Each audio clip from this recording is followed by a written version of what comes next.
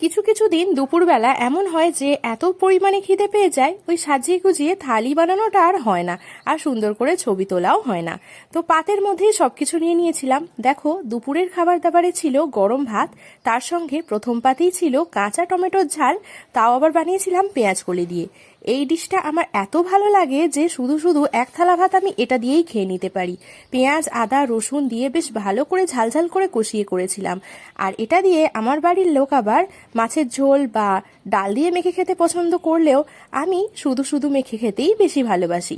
যাই হোক, তারপরে ছিল বড় বড় করে আলু দিয়ে ফুলকপি আর পেঁয়াজ কলি দিয়ে মাছের ঝোল। এটা ওই মাছটা ভেজে নেওয়ার পর ওই তেলেই পেঁয়াজ কলিটা ভেজে তুলে রেখেছিলাম।